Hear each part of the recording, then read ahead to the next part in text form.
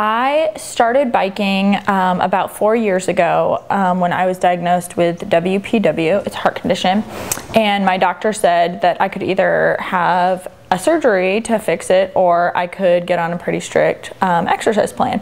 But it was too dangerous to run or swim or anything, so he suggested I get a bike and I start biking. Especially being a campus area, we have a lot of cyclists using a form of transportation that are maybe new to cycling or haven't been on a bike since they're a long time.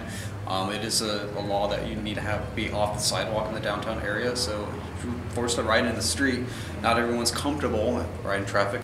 While Buttrick had plenty of experience riding in the street, even she experienced the dangers that are presented to bicyclists every day. A truck started honking at me from behind. He was the only truck on the road, and he was honking at me, and I could hear him yelling, but I couldn't hear what he was saying. And as I'm crossing the bridge, he just came up behind me and was yelling, "Bikers shouldn't be on the road," and screaming at me, and he sideswiped me, just hit me from the side, and my bike hit the side of the bridge, and I bounced onto it and then bounced back into the road. Because of the accident, Buttrick broke 2 ribs and spent a week in the hospital.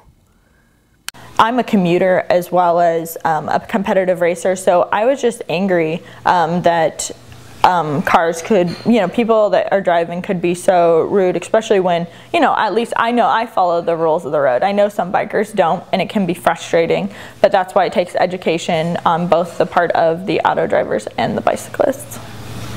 The city of Lincoln added bike lanes downtown in 2006, and Hershey sees both the pros and cons of these lanes.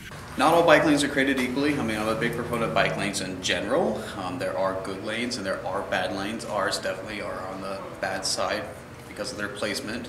But I do like the fact that we still have them as bike lanes. I think it's good to put that kind of infrastructure into place. I think they're a good thing. I mean, it gets people out of the sidewalk, which is their main purpose, because, if you're flying on a bike and someone steps out from a store, you're moving a lot faster than they can. You can cause a lot of damage to both people. So that gets them out into the street. Most of the drivers downtown know about them, and they're pretty cautious about them, so it works out pretty well. While bike lanes have made riding easier downtown, Pembleton said many bikers still have misconceptions about what to do at crosswalks. Even though it says walk, if you're riding your bike, the car has the right of way. And so you need to let them go, or you need to get off your bike and walk it across, and then you do have the right of way at that point. Paying attention to traffic laws is important, Buttrick said, but one piece of equipment is absolutely essential.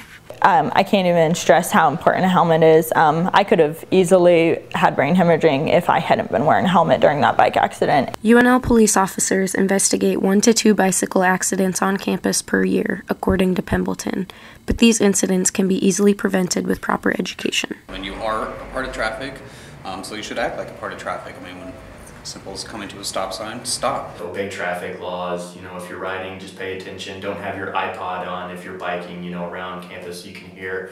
And then at night, make sure you have lights. Don't just have the reflectors, but have lights on your bike, and that'll help out a lot.